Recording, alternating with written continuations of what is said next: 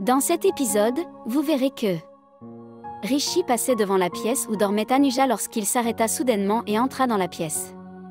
Cependant, Tanuja faisait face dans l'autre sens, il ne pouvait donc pas voir son visage. Il remarqua que la fenêtre était ouverte et voulut la fermer. En regardant la lune, il dit « Pourquoi brilles-tu si fort ce soir ? Mon Tarno n'est pas revenu.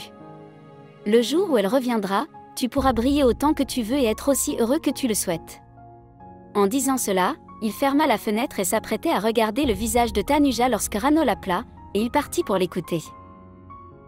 Dans la matinée, Rano a mentionné que Maleka lui préparait du thé. Rishi, amusé, dit « Avant, elle ne pouvait même pas faire bouillir de l'eau, alors comment fait-elle pour préparer le thé maintenant ?» Rano a répondu « Elle est dans la cuisine en train de te préparer du thé. » Rishi a accepté d'aller la voir. Pendant ce temps, Tanuja a repris conscience. À son réveil, elle réalisa qu'elle était dans la maison de Rishi et fut surprise, se demandant comment elle s'était retrouvée là. Elle se souvenait de l'accident et de la façon dont elle avait prié pour ne pas entrer dans la maison dans de telles circonstances, craignant que cela ne conduise à des malentendus. Tanuja était confuse et se disait « Qu'est-ce qui m'arrive ? Je ne comprends rien. J'ai été expulsée de cette maison, accusée d'avoir intentionnellement modifié mon apparence. Maintenant, qu'est-ce que je fais ici ?» Pendant ce temps, grand-mère racontait à Anna comment Rano avait créé une scène et crié après les personnes impliquées dans l'accident.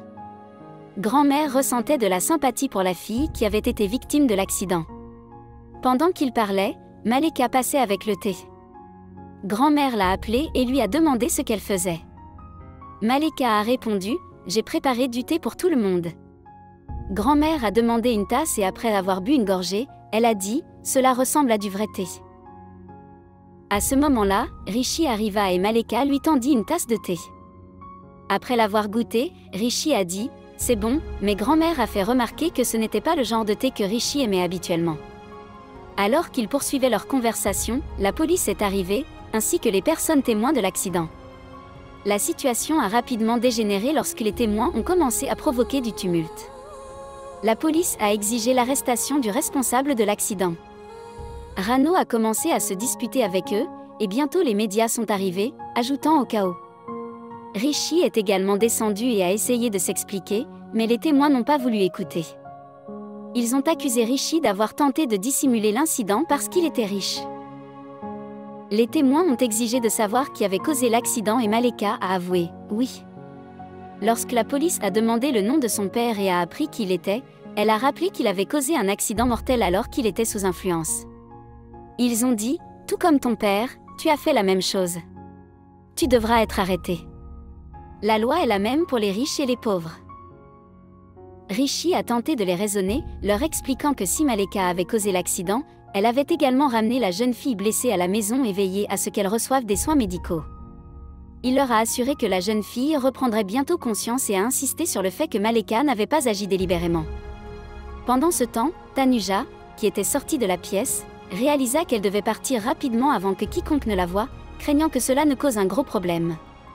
Elle remarqua le chaos et la présence policière et se demanda comment elle pourrait passer inaperçue. Au milieu de tout cela, Rishi a déclaré à la police « C'est moi qui ai causé l'accident. » Les témoins, indignés, ont crié qu'il mentait, insistant sur le fait qu'ils étaient là lors de l'accident et que Rishi n'y était pas. Ils ont affirmé qu'il n'était même pas dans la voiture et qu'il essayait simplement de prendre le blâme pour protéger la jeune fille. Ils ont exhorté la police à arrêter Maleka, craignant qu'elle ne répète ses actes à l'avenir. Mais Rishi est resté ferme en disant « Non, je vous le dis, c'est moi qui ai causé l'accident. Arrêtez-moi, pas elle. » Comment avez-vous trouvé cette critique ?